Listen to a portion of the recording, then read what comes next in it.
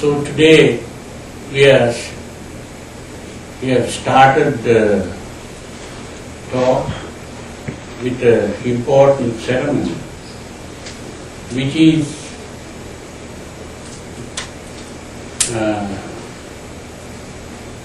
the basis of our subject today.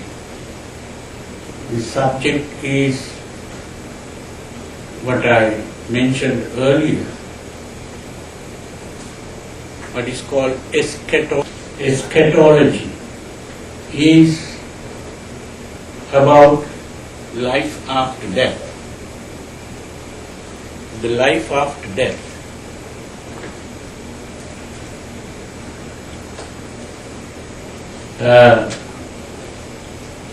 Life after death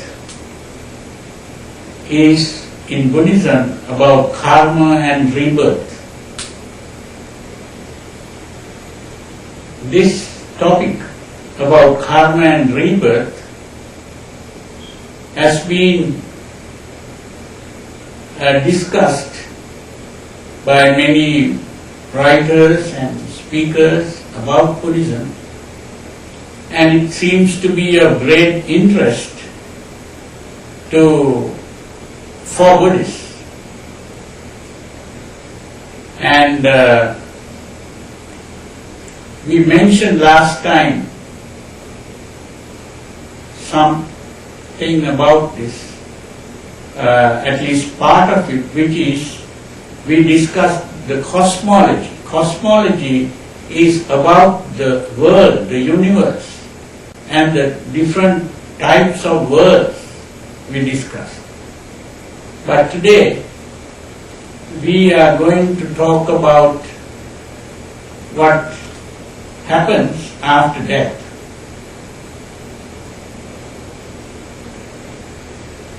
So this is of great importance, I suppose, in all religions, what happens after death. And when we think about what happens after death, we have already mentioned that there is this thing called rebirth. When we speak about rebirth, there is a kind of confusion because of words that are being used. Now, some people use the word reincarnation. Some call it transmigration. Now, these words have different meanings. So it's not correct to use the word reincarnation when we refer to the Buddhist concept.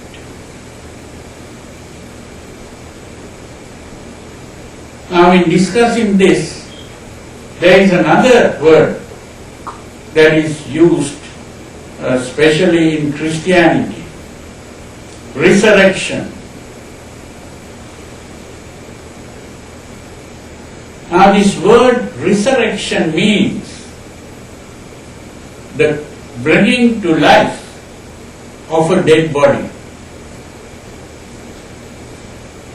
Now, the Christians believe that Jesus Christ,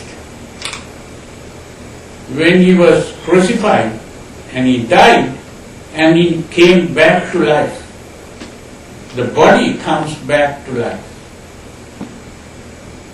And we also hear that at the end of the world, all those people who died come back to life on the judgment day. And Jesus will also come and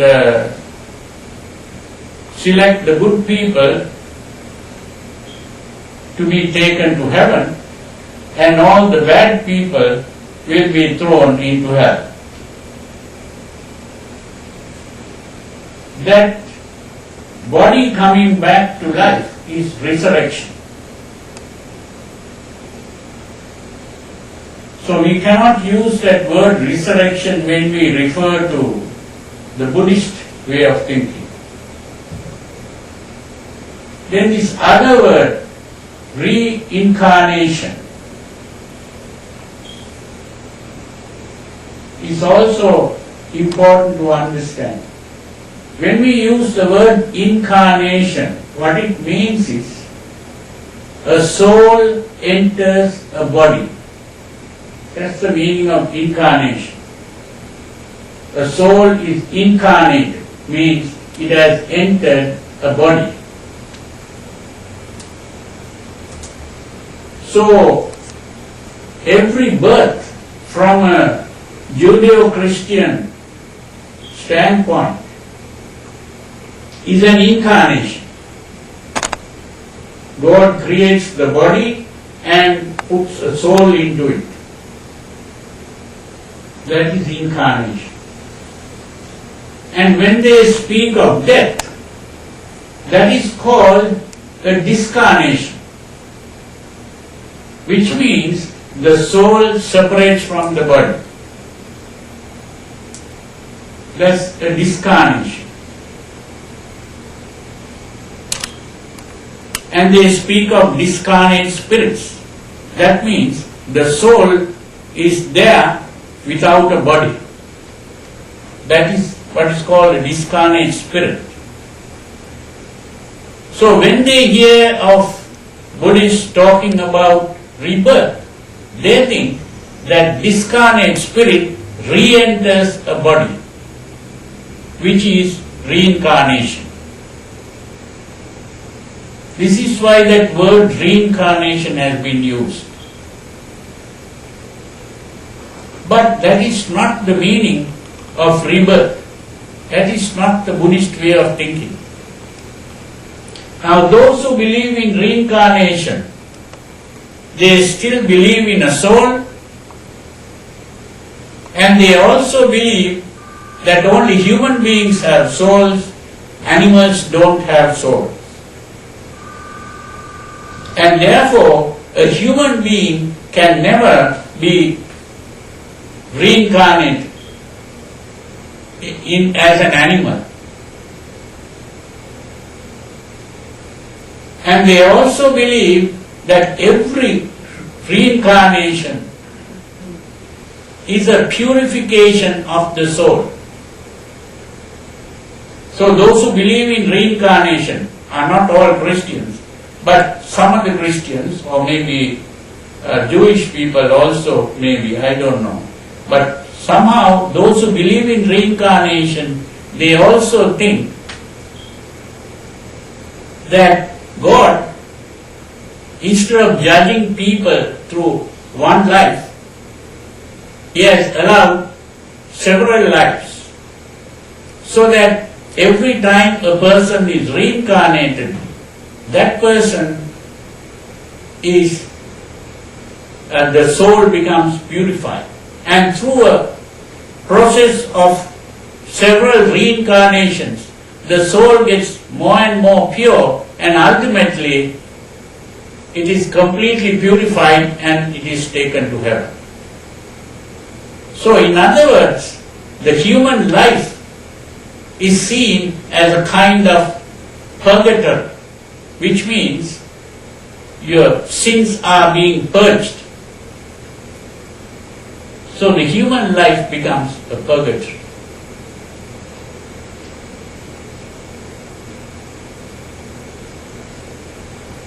Now, there is another word that is used, which is what I just mentioned earlier, transmigration. Now, transmigration also assumes that there is a soul that migrates from life to life. But this concept is more a Hindu concept. It's not a Judeo-Christian concept. That means the soul goes from life to life, and this transmigration can happen even in the animal world, which means the human being can be reborn as an transmigrated as an animal, and an animal can become a human being, or a human being can also transmigrate to a heavenly sphere, or maybe even the hells. That's the Hindu belief. But still, it happens through a soul transmigrating. Now the Buddhist concept is different. It's what is called rebirth. And this word rebirth is similar to the word reproduction. Now when we speak of reproduction, there are different kinds of reproduction. Not only biological reproduction. Biological reproduction is where the parents give birth to a child. That is the reproduction. But that's not the only reproduction. If I have a letter to be copied, I put it into a copying machine and I get the reproduction of that letter. Or I can send a fax. That is also reproduction of that letter. Or I can speak to the microphone and get it recorded in a tape recorder. That is also reproduction. Or I can send my voice through radio or television, where a picture is reproduced. Or I take a picture with a camera, and there again the picture is reproduced in the camera. So that is reproduction. And when we talk about reproduction, we don't talk about the soul. We don't believe that something goes into the camera from my body, although there will be a picture of it. It happens due to a process which we may call cause and effect, a series of causes and effects. If I explain how my voice comes to your ears and how you hear the sound, that's not because something goes from my mouth to your ears. It's simply my vocal cords begin to vibrate, and when the vocal cords vibrate, the air begins to vibrate, and when the air vibrates, what is called the tympanic membrane in your ears begin to vibrate, and that vibration will lead to a nerve impulse going through the auditory nerve into the brain, and an activity takes place in the brain and you hear the sound. That's how it works. So in a very similar way, when it goes into the tape recorder, in a very similar way, the microphone, the diaphragm in the microphone begins to vibrate, and that produces an electric current to vibrate, and then the tape, certain magnetic change takes place in the tape, and then when you play back again, that will lead to a current vibration, and that leads to a vibration in the speaker, the diaphragm in the speaker, and that produces a vibration in the air, and that again goes to your ears and you hear it in that same way. So you see, a series of events takes place. A series of vibrations or changes take place. So it is in a very similar way that rebirth takes place. That's the important thing to understand. So rebirth doesn't mean that a person here goes to the other world. That's not what it means. Even to talk about a person is not correct. If I sing a song and I use the word song to refer to what I am singing, there is no such thing as a song. There is actually only a vibration of the vocal cords. So in a similar way, when we speak about a person, what are we talking about? It is simply the activity of the body. And when we speak about the mind, we are also speaking about the activity of the brain and the nervous system. That is all there is. So how does this rebirth take place? It depends on what we call the emotions. It's the emotion that is called karma. The Buddha used the word chetana. Chetana, some people translate it as volition. Chetana is not volition. Chetana is the emotion.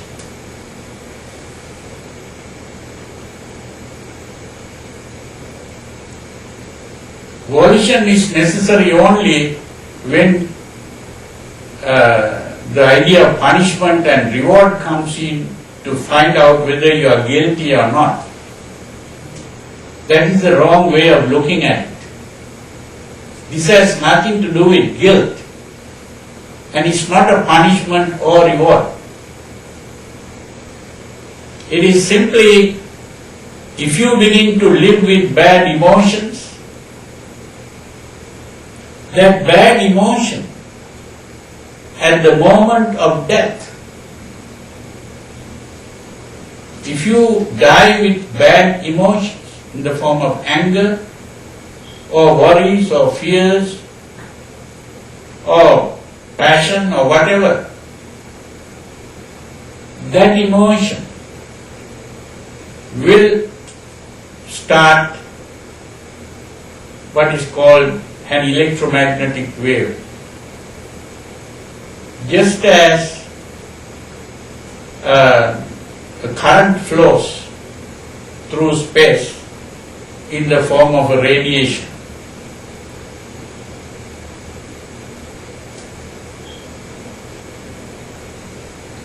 And like say, light coming from the sun is an electromagnetic wave. What we call light is simply an electromagnetic wave. So in a similar way, the radio wave is an electromagnetic wave. And in a similar way, this emotion will produce a wave with a certain frequency. And according to that frequency or wavelength, it will be received in a good place or a bad place. That's how it works. And where you are received is it's like a radio or TV tuned to a certain frequency. And so it will receive that frequency. Now if you assume that high frequency waves are received in bad places and the low frequency waves are received in good places, then that means when our emotions are excited, they are very high frequency. when we calm the calm mind is low frequency. So when the mind is calm, when you die, you are born in a good place. And when the mind is excited with emotion, agitated, then the high frequency waves will be received in bad places. So it could be heavens, it could be hells, or it could be some other spirit worlds, or it could be animal world, or the human world. Wherever the rebirth takes place, it happens this way.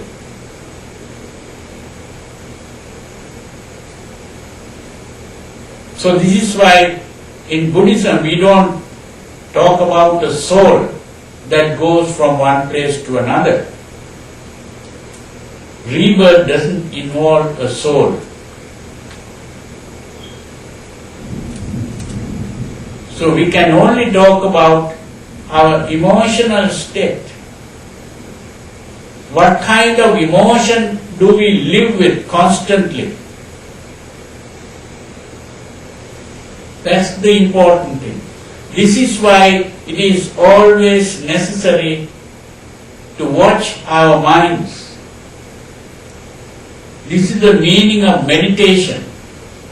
To keep the mind calm, not to react to things emotionally.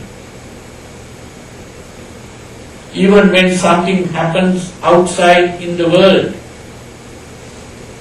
which is unpleasant to us, we should try not to be disturbed by that. To control emotions is to calm the mind, not to be fighting with the emotions. If we begin to fight with the emotions, we get more excited. So instead of doing that, we should learn to calm the mind, make the mind tranquil. And if we can maintain a tranquil mind throughout, that is the right kind of meditation. Not concentrating the mind. Now most people who meditate, they learn to concentrate the mind. It's not a matter of concentration. It's a matter of relaxing the body and calming the mind. That's the important thing to understand.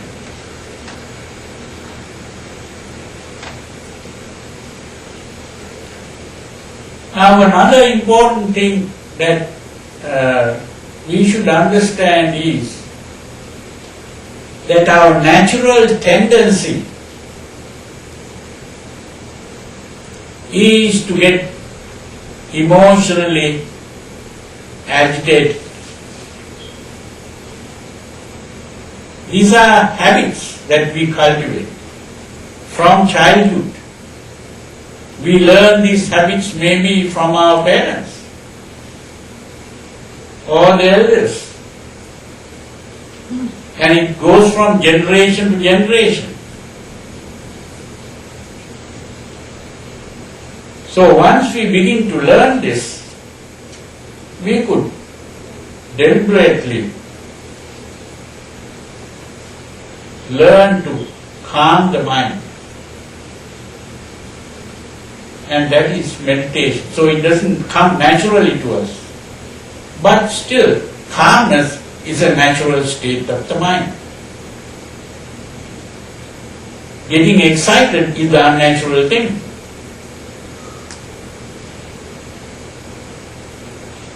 So, if we realize this, then we can learn to stay calm, or at least as calm as much as you can. Once the Buddha took some sand into his nails and asked the disciples, which is greater, the sand in my nails or the sand on the floor, the ground? He said, the sand in your nails is very little compared to sand in the earth. And he said, those human beings who die and are reborn in the bad place is like the sand on this earth. And the human beings who are reborn in good places is like the sand in my nails. So you can see that the natural tendency is for us to get emotionally excited and as a result to get a bad rebirth. So this is why it is very important for not only Buddhists but for everyone to meditate, not only meditate, our normal daily activities should be a kind of behavior where we don't come in conflict with other people. We don't get angry and fight and quarrel. We should always speak to people kindly and help people, make sacrifices. This is the kind of life we should live. That's why the Buddha spoke of three things: dana, sila and bhavana. Dana refers to giving, sharing, caring for others.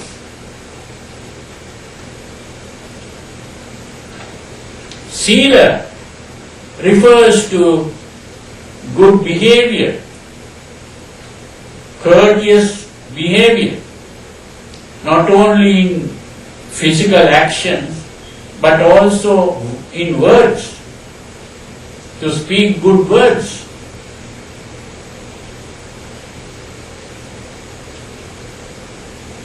Meditation alone is not enough. We have to be practicing good behavior.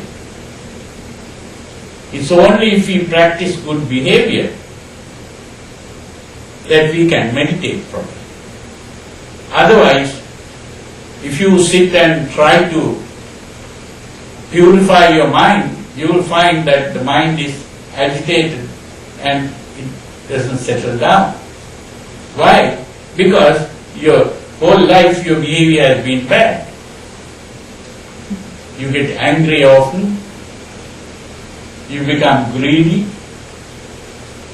you quarrel with people, and then you go to meditate, it won't work. So before you can meditate, you should be able to live in a calm way. All good thoughts make you calm. The good thoughts are thoughts of love, compassion, and thoughts of helping others, sharing with others, caring for others. All these are good thoughts.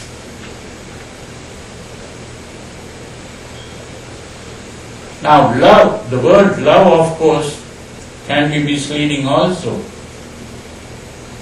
There is that book written by Erich Fromm, a psychologist, who wrote a book called The Art of Loving.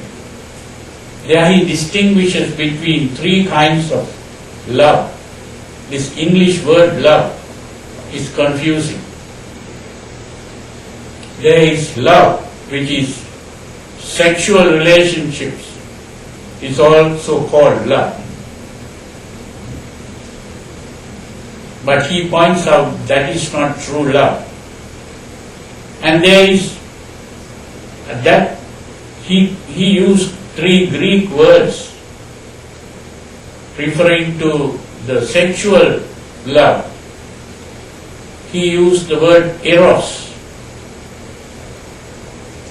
Eros is not the true love. And then there is what is called family love, which is love between parents and children, or love between brothers and sisters, and maybe friends and relatives. That kind of love is he called philia. But that is also kind of attachment and therefore self-centered. But true love he called agape, which is selfless love, a selfless interest in the welfare of all beings. This is what in Buddhism is called metta or maitri. Maitri is the Sanskrit word, metta is the Pali word.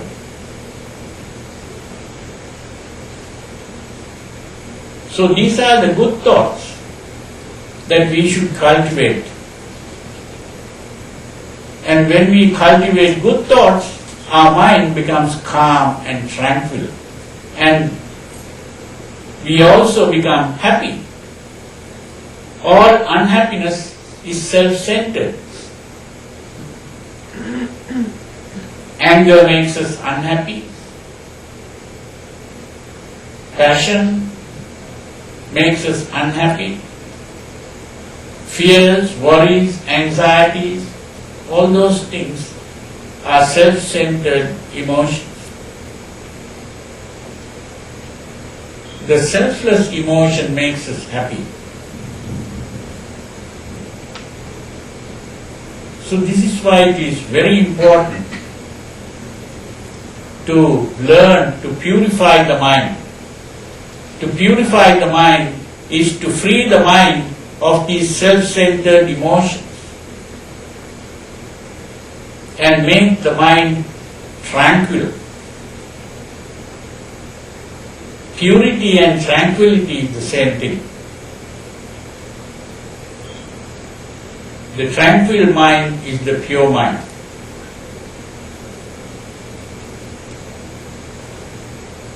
So this is the important thing in karma, which is good thoughts, good feelings. And how we feel is the emotional thing. How we feel. And how we feel depends on how we think. Now in Buddhism we have 2 words for this. How we think, or the thinking part, is what is called mano. And the feeling part, or the mood, or the temper, that is called chitta. So when we use the word chitta in Buddhism, some people confuse these 2 words and think it is the same thing. Mano and chitta is the same, but it's not. Chitta refers to the emotional state. Really the emotion is chetana. Chitta is the mood. The mood can be excited or the mood can be calm. So calmness is the purity. And even if we study the physiology of this, you will observe that chitta, even some Greek philosophers earlier thought the mind was in the heart. But actually, the heart has to do with the emotions, which is the not the heart in the form of the heart muscle, but it is the blood. The blood becomes polluted when you become angry, or even if you are sexually excited, certain hormones are secreted into the blood, and that hormone is carried to various parts of the body, and then there are changes taking place in the body as a result. And if that change continues for a long time, you can even become sick as a result.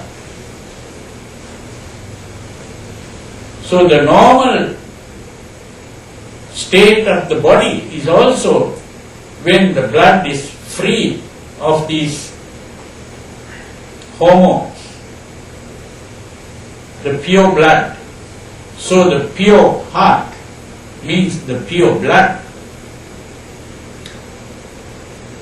And only when the blood is purified that we become healthy and happy. So meditation is very good because of this. Meditation can make us healthy, happy, and also it becomes good karma, so that it will have good effects. And karma can have good effects not only in the next life, it can have good effects in this life itself. So this is why it is so important to purify the mind and to think good thoughts. And our thinking also must be purified. Thinking means the thinking part, which is the brain, not the heart. The thinking is purified means we must have a good philosophy of life. We should have a good way of looking at others, our relationships, how we think about others, how we think about society, how we think about the purpose of life, what kind of life are we leading. The thinking is very important, and that is what will influence our emotions. Our emotions depend on the way we think. This is why the Buddha spoke of what is called the Noble Eightfold Path, where the first thing is the right thinking, right understanding. That right thinking is necessary before we can have the right feelings. And it is the right feelings that will lead to the right speech and the right action. So everything begins with the right thinking. So this is why just sitting and concentrating on your breath is not enough. You have to be understanding properly the life, the meaning of life, the purpose of life.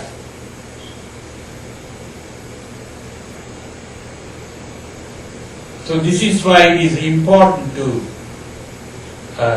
listen to talks and also discuss and read books. This is what will help us to improve our philosophy of life.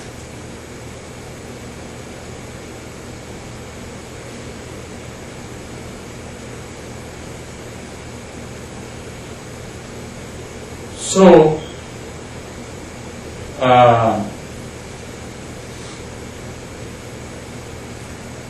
according to the kind of emotions we live with, if we live with good emotions, then we can have good rebirth. And in Buddhism we have the idea of heavens, not the same heaven as the Christian heaven, but it's a heaven, is another world where there is only pleasure, which we discussed last time. And there are the heavens which are higher than the pleasure worlds, where you get peace of mind and happiness, but not the pleasant sensation as such, because you have given up the desire for pleasant sensation. And instead of that, you have purified your mind, and that purity of mind brings happiness, which is superior to simply stimulating the senses. And that is what you call the form worlds. And then you get the formless worlds. And even if you go to the highest world, you are reborn in the highest, best world, still there is death. And it is possible for you to be reborn in the bad places once you have finished. It's like if you have earned a lot of money, you might take a tour around the world and go to very expensive hotels and maybe enjoying a luxurious life. But when all your money has been spent, you will be thrown out of those buildings and you will be on the road like a beggar. So this is why even if you go to these best worlds, you can still die and be reborn in the bad places. So it is very important to come out of this process of rebirth. This continuous process of rebirth is what is called samsara. Samsara is this continuous process or cycle of rebirth. And it is only by getting out of that that you gain freedom from all sufferings. But in order to do that, it is necessary to change your way of thinking. It is only by changing your way of thinking that we can be free of samsara. Now, how we change our way of thinking, we'll discuss next time. So for today, we'll end here, and if you have any questions, I can try to answer them.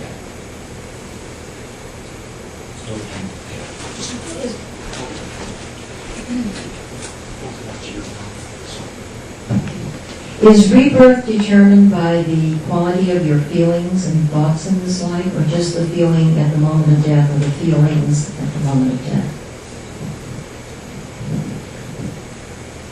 Well, the rebirth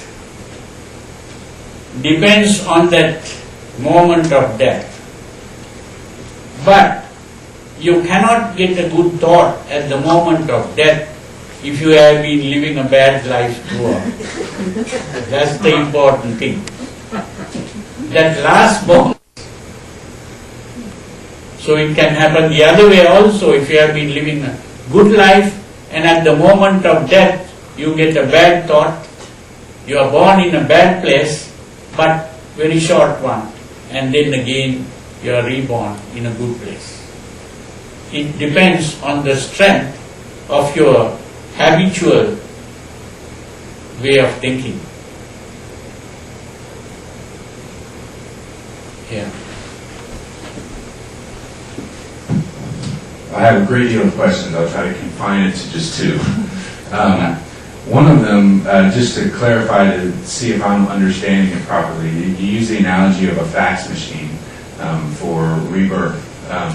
So would that then mean that the thing that I think is me, that I call as me, is really just a process that was the eventuality of another being that died and passed on this information, if you will, like in the example of a fax machine, to produce the eventuality of me.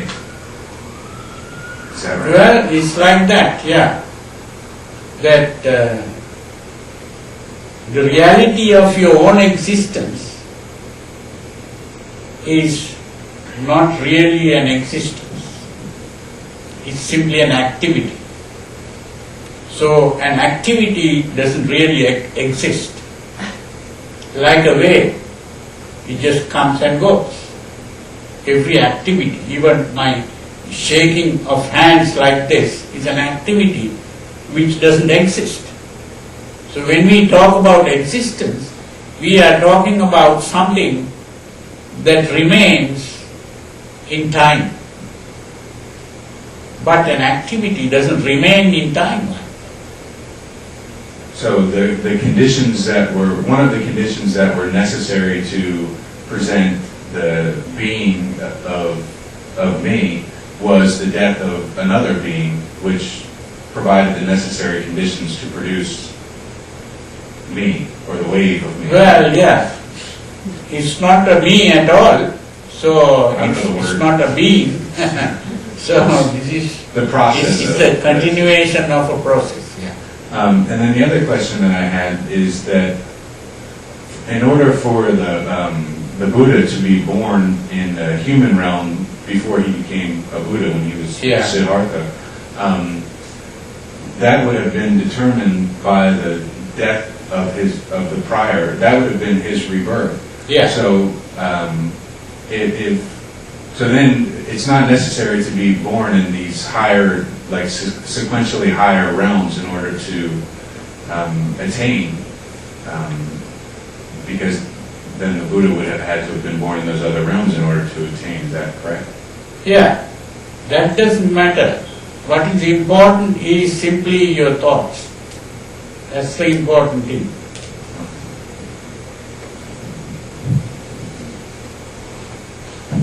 So, I'm good just to be good. I'm not good or calm to be reincarnated in a rebirth, reborn in a calm, in a good state. I'm just calm to the fact of being calm. That is, I'm not attached to the results of myself being calm. Can you comment on that? I didn't understand I your don't want point properly. that, in other words, that I would try to live a tranquil life in order that my next life would be very good. Yeah. That seems to be manipulated to me. If I just live a tranquil life just to be tranquil, that seems to be less egotistical, more sincere, right? In actually wanting to be a calm and good person, not being calm and good because I'll have a better life when I get reborn. Well, Am I making that clear? yeah, I understand what you're saying. There are these two ways of doing this. What you mentioned. One is doing it like business, like an investment, or you save money to put in the bank so that when you are retired you can use that money, or you earn money in order to enjoy pleasures. Now, that type of karma is what most people do. That means next life I can be happy if I purify my mind now. Now, if you do it with that motive, you might be able to gain something, but that is not the best. The right way to do it is to purify the mind for just the sake of purifying the mind, because the pure mind is a good state of mind. And you are trying to be good, you are not trying to gain something. So that is the proper way to do it. That's important to know, because these are two ways of doing it which the Buddha mentioned. One is what is called the Putujjana. The Putujjana is the ordinary person who has not understood the Dhamma properly, and he'll be doing things in this way, in that punishment reward way. But the Arya Sravaka, the Arya method, is to do it without that kind of motive, where you are doing it because it is good to do. That's the right way. Yeah. What is considered a bad rebirth? Being born poor, being born crippled? Yeah. Bad rebirth can be in the form of being poor, or it can be being blind or deaf and dumb or lame, crippled, in so many ways. You can be born in so many bad ways. That is a bad rebirth. Any kind of rebirth that makes you unhappy, that's a bad rebirth. I have a question. By calming the mind, what I hear you saying is that the senses that are senses that are stimulated by external conditions that create either desire or discomfort are calmed, so that we do not experience unhappiness, because unhappiness is the desire for something, the craving for something, or the urge, I think is the word you used a few weeks ago, or the revulsion from it. But my question is, because we are biological continuums of a system, naturally when I'm hungry, my body, as an example, my body is going to desire sustenance to keep me living.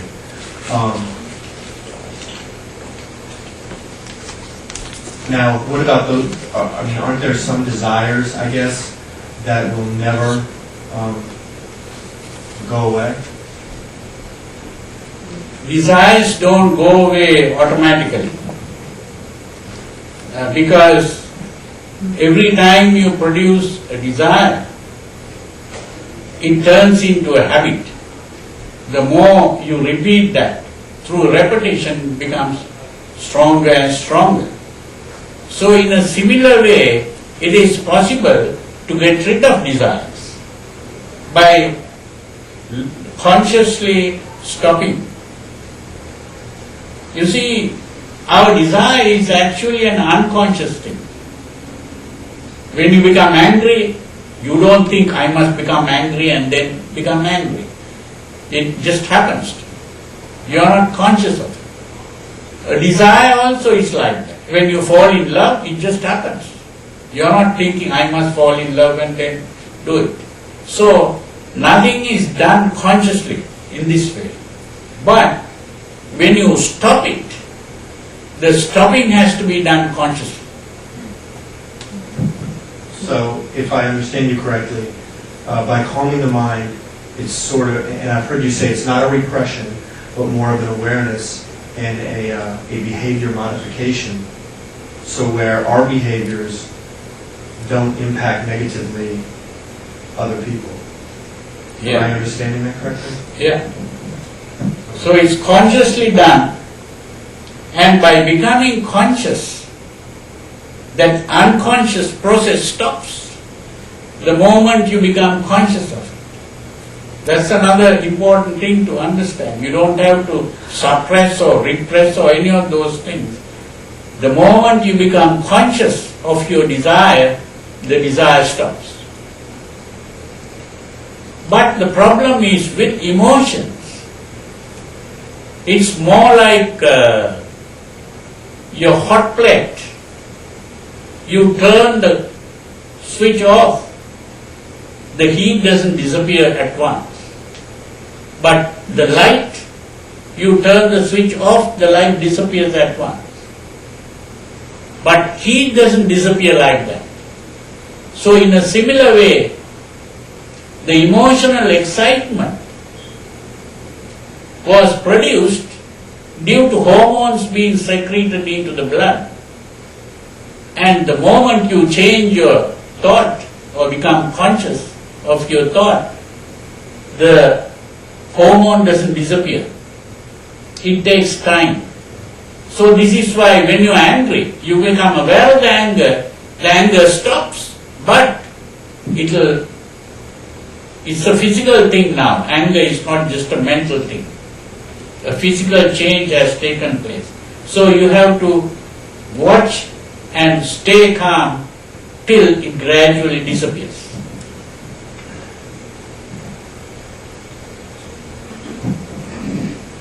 Yeah, my question has to do with rebirth.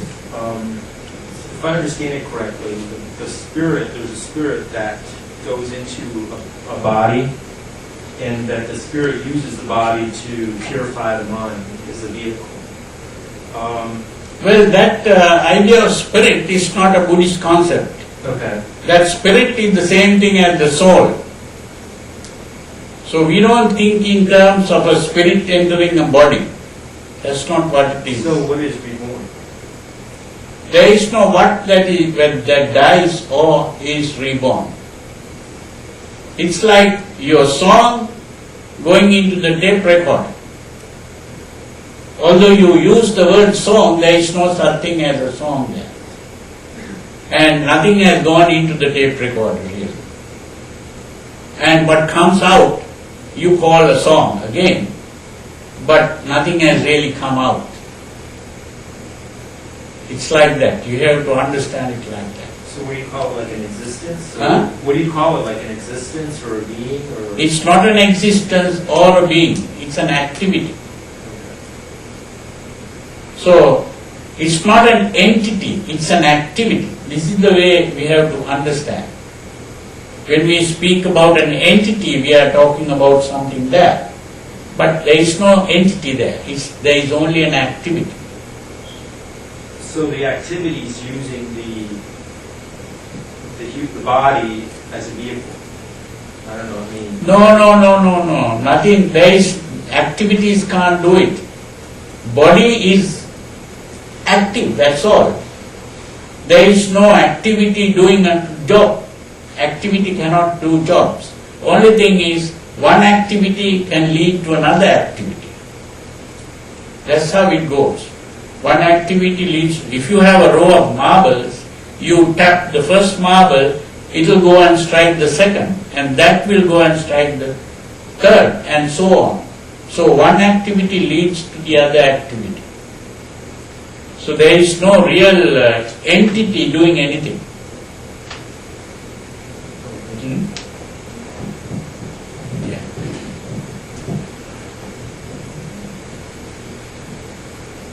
If an individual lives an exemplary life, one that you would characterize as being in a state of goodness.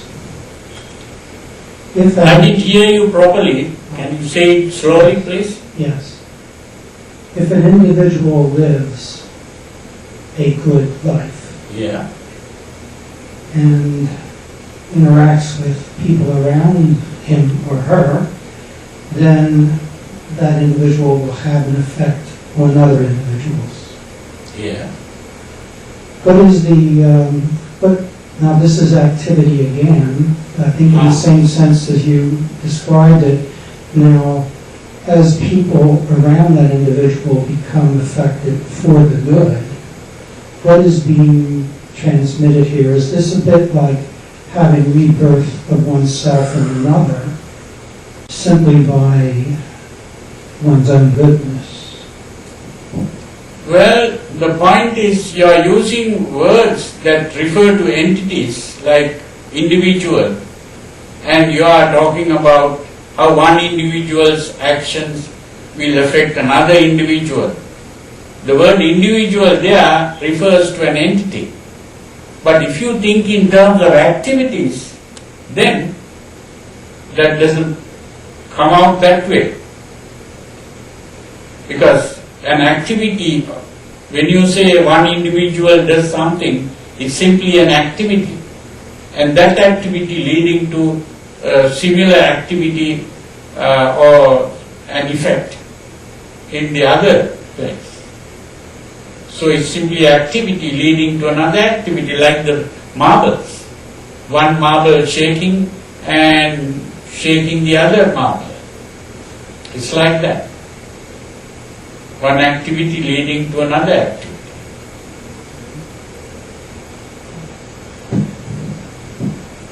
But there has been change. Huh? There has been change as a result of one activity creating another. Well, the word change is also a little misleading, because the moment we speak of a change, we are talking about the change of an entity. So, if we are thinking only in terms of activities, we can't speak about changes. Only one activity leading to another activity. The moment we speak of a change, we are speaking of the changing of an entity. You see? What's that?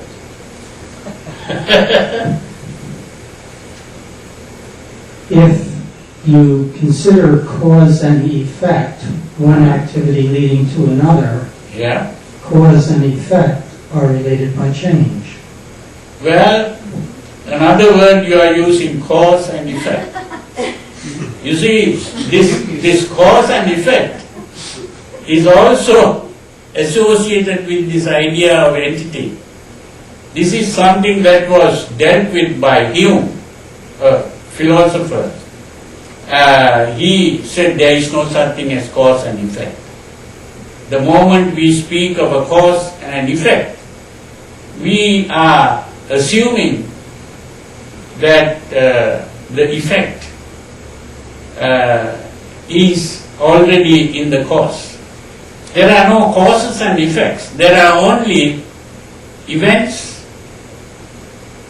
the presence of certain events or conditions produce some other thing. For example, he used an analogy to explain it. If you take a hammer and strike on a glass, and the glass breaks, so people might say the striking of the hammer was the cause and the breaking of the glass was the effect. He says that is not correct. There are several conditions necessary for the glass to break. One was the hammer striking.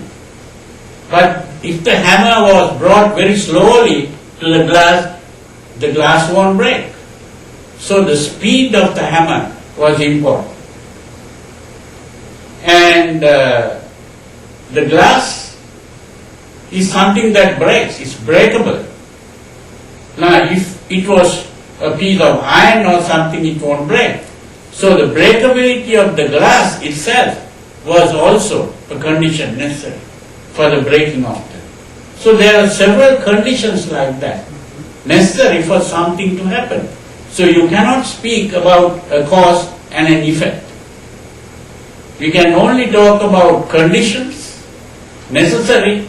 We can talk about necessary conditions or essential conditions. Now when we talk about conditions, they also speak about necessary or essential conditions and what's that? A condition that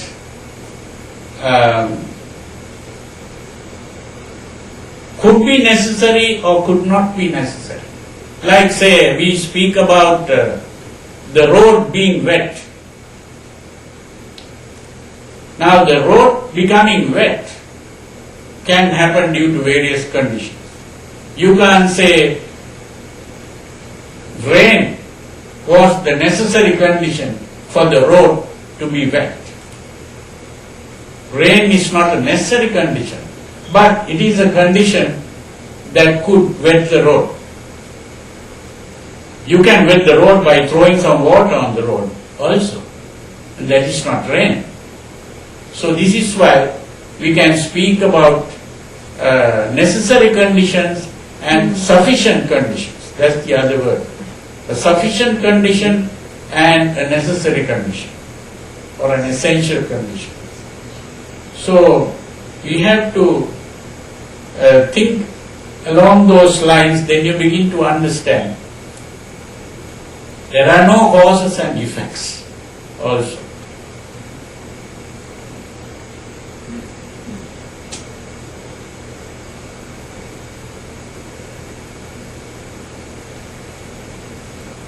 Any other questions?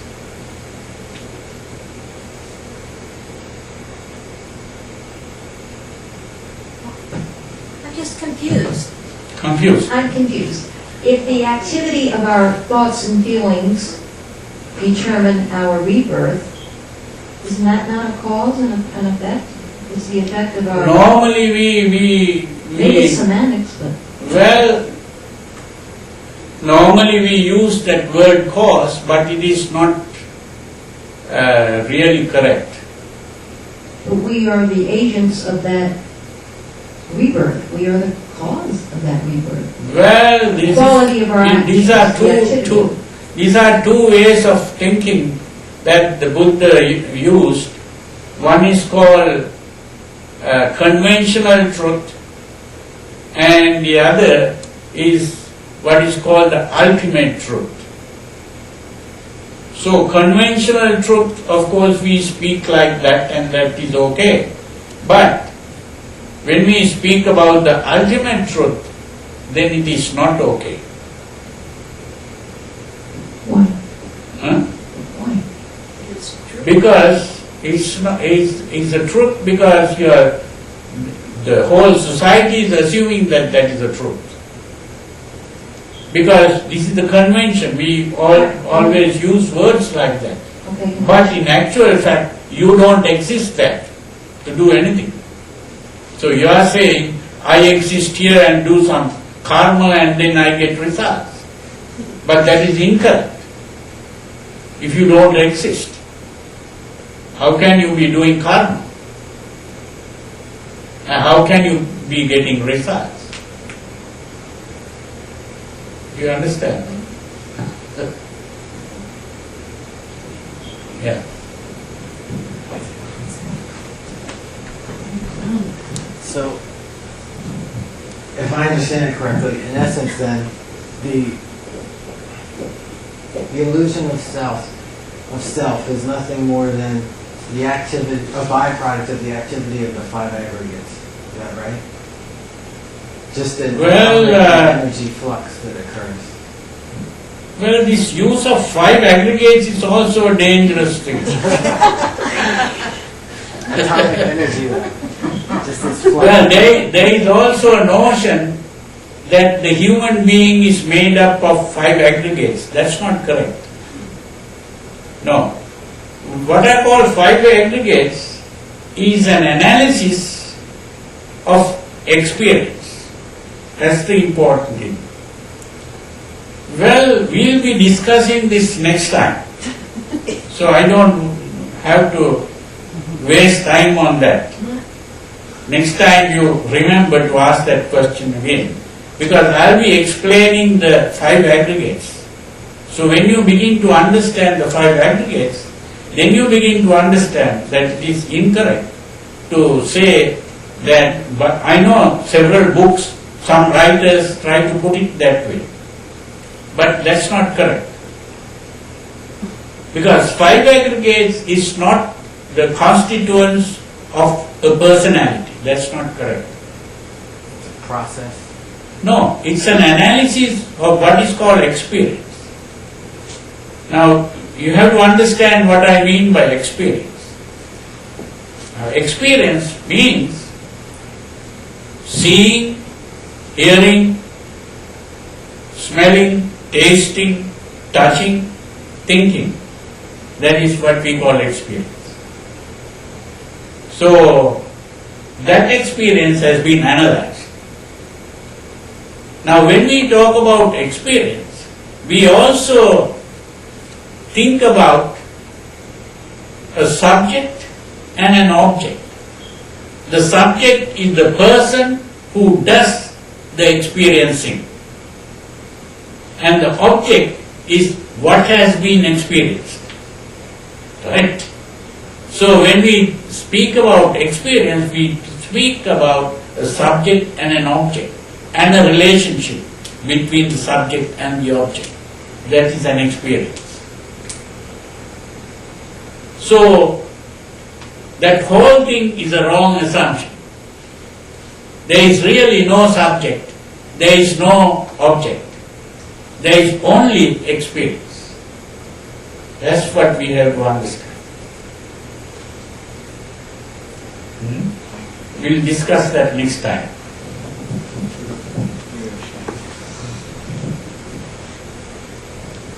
Can you comment on this statement? What's that? Can you comment on this statement that every outer action has a mental equivalent? I didn't understand that. Can you say? That everything I think Yeah. has some outward effect. Everything that happens to me is a result of what I'm thinking. Yeah. Is that correct? Yeah. Well, what about Hume? You said that Hume said. Well, This is not- it is correct only from that conventional way of thinking. Your statement becomes correct from that conventional way of thinking, not in the ultimate way. Because thinking itself is an activity. So whenever you talk about an effect, again you are talking about another activity, which means one activity led to another activity. That's all that happened.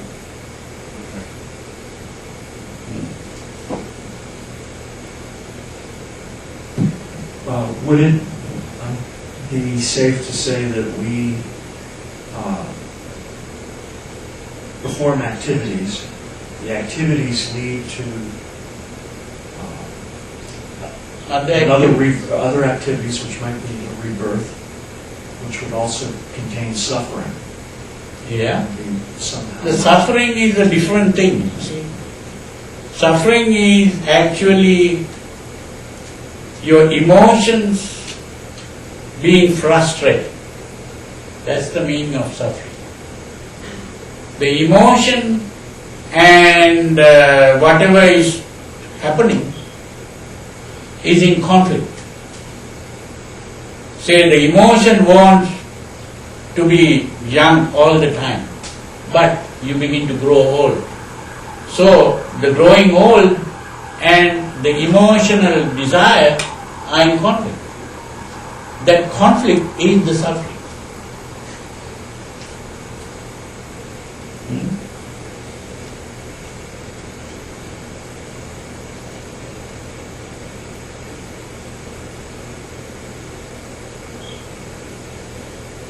So we are all the time, we are talking about these are two ways of thinking. So these two ways of thinking all the time come in conflict. This is the problem. So there is this normal, ordinary or conventional way of thinking and speaking, and there is also the ultimate way of thinking. So when we discuss the teaching of the Buddha, we always come in, these two ways of thinking begins to come in contact. And that's why it's difficult to understand. But if we are able to divide these two ways of thinking and think only in one way, not in the other way. So when we are thinking in an ordinary way, we can think in one way.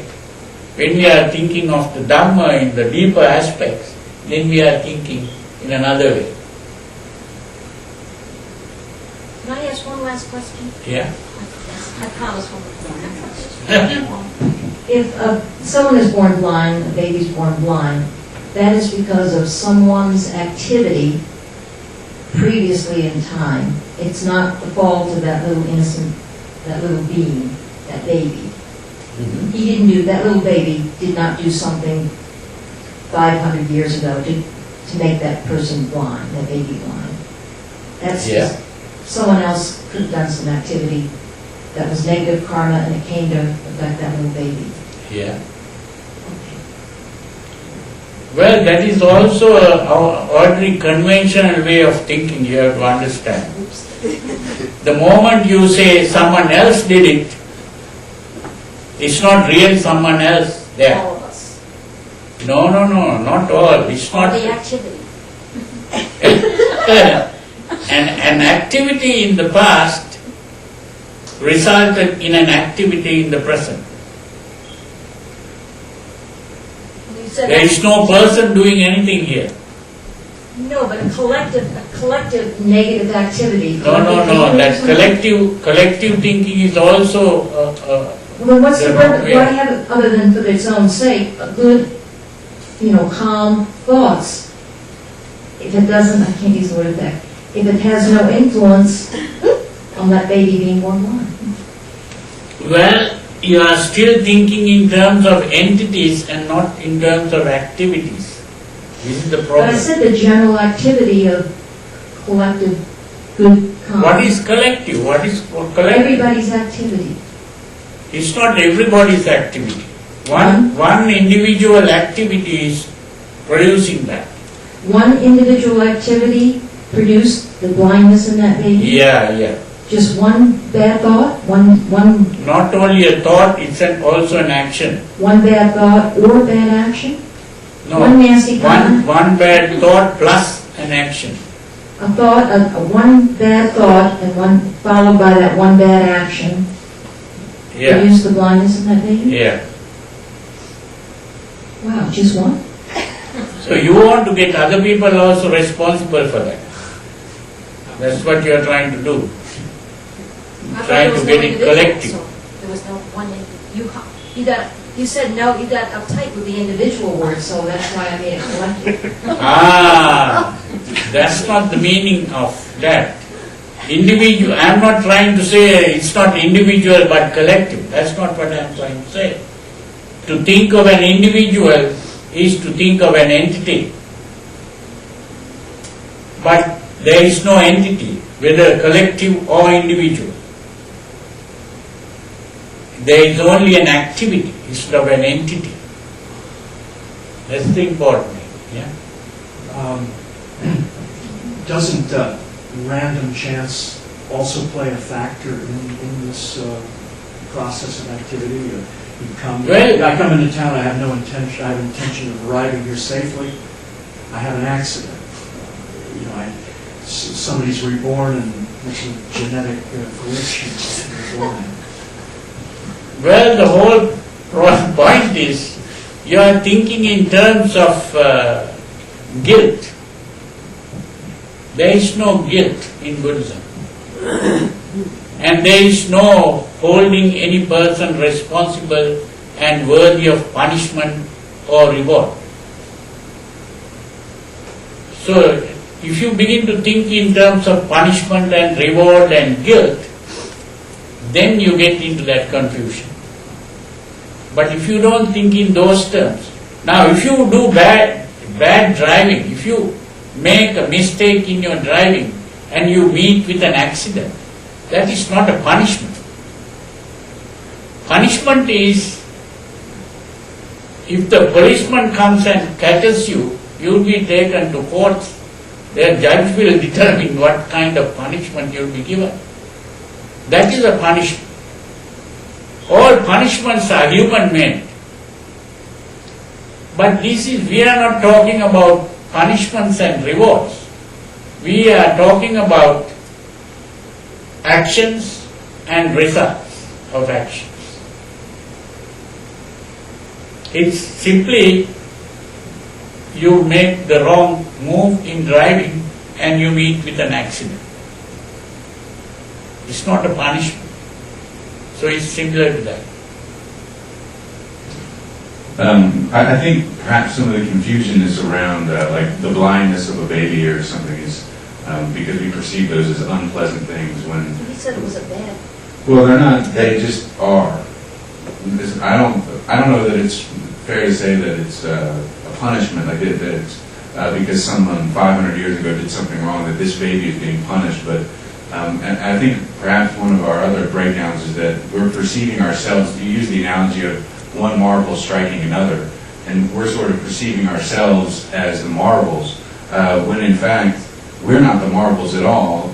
We are in fact also the marble striking another marble, striking another marble. So there isn't really any us to be doing things, but rather the process. So I'm not necessarily separated from you.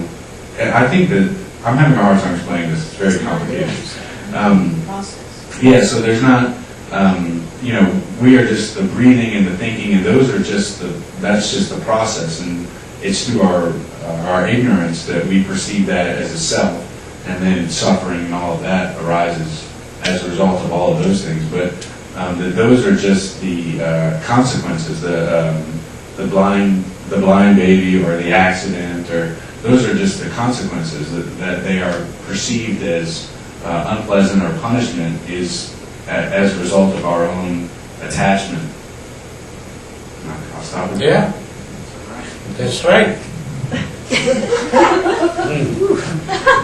You made it. You got to walk through that.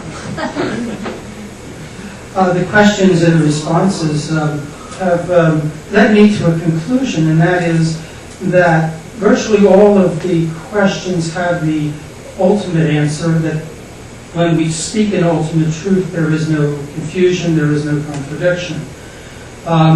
So I formed a conclusion. My conclusion is that ultimate truth is inexpressible because it is only experience, because all the words that you can use to convey ultimate truth, they're all words that come out of conventional convention. So therefore there is no correspondence that is possible, but only you're conveying that I may have an experience of the ultimate truth, but I'm not going to get it by listening to you. Well, the problem is there are some who speak like that. There are some writers who write like that, and there are speakers who speak like that. What is special about a Buddha is his ability to express this ultimate truth. Now this is why we speak of the Buddha as Swakhato. Swakhato means one who is able to say things. Now there are some who say the truth can never be spoken. He who knows does not speak, and he who speaks does not know. That is a Zen saying, but that is not a saying in accordance with the teaching of the Buddha. It may be Zen. So the important thing is that the Buddha has explained this, and if you study the teaching of the Buddha properly, you will be able to express it yourself. using that method that the Buddha used. So this is why it's not only a Buddha, a disciple of the Buddha is also able to convey. Now there are three kinds of Buddhas. It's very important to understand that. One is called a Samma Sambuddha. The other is called Pacceka Buddha. And the other is called Savaka Buddha. What is called a Pacceka Buddha is a person who begins to understand, but he is not able to express what he has understood. He cannot explain. He cannot use words to explain. That's the Pacceka Buddha. What is called a solitary Buddha. That means a Buddha who doesn't have disciples. He is not a teacher. It's like some people who know mathematics and can solve difficult problems, but when he goes to teach, he becomes a failure. He can't teach properly. So it's like that. You might understand certain things, but you may not be able to express it properly. But when it comes to a Samma Sambuddha, he is a person who is able to express, and therefore he is the one who becomes a teacher and who will be able to have followers. That is a Samma Sambuddha. And the other is a disciple Buddha who learns from the Samma Sambuddha. And he can also, by learning how the Buddha uses words and explains, he can also learn to teach others. That's the important thing. So, someone wrote a book called Ineffability. Ineffability means that you cannot convey the truth through words in this way. But that is not the teaching of the Buddha.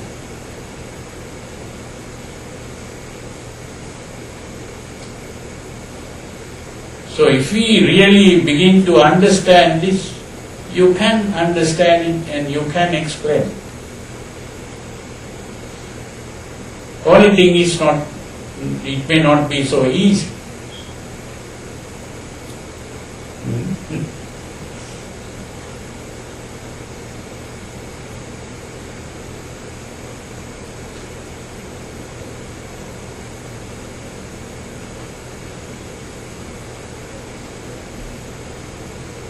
Do you have any more questions?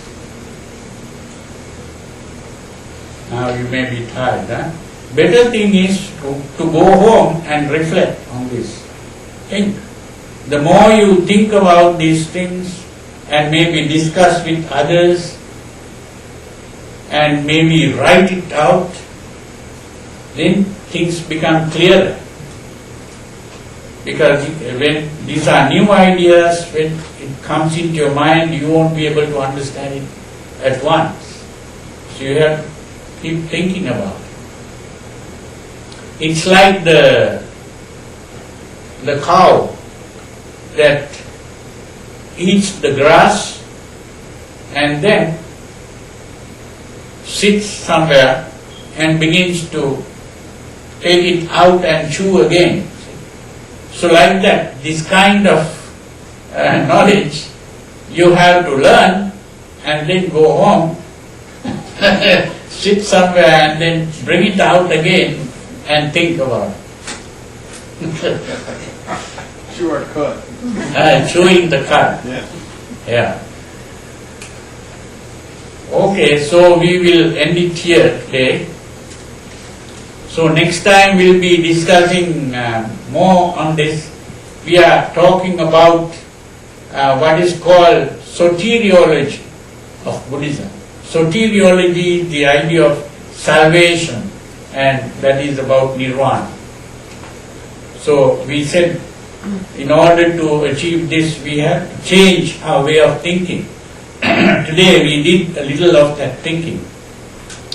but we'll be doing more of this kind of thinking, a little different way of thinking from the normal way of thinking. So next time we'll do that. Next time we'll be talking more about how to change our thinking and our thoughts, Yeah, feelings. yeah. So I'll chant a blessing to bless you, bring you good health, happiness, and prosperity, and everything that is good luck. So keep your palms together. Bhavatu sabba mangalam rakkantu sabba devata sabba buddhanubhavena sada sotti bhavantu te. Bhavatu sabba mangalam rakkantu sabba devata sabba dhammanubhavena sada sotti bhavantu te. Bhavatu sabba mangalam rakkantu sabba devata sabba sanghanubhavena sada sotti bhavantu te. May you all be well. Um,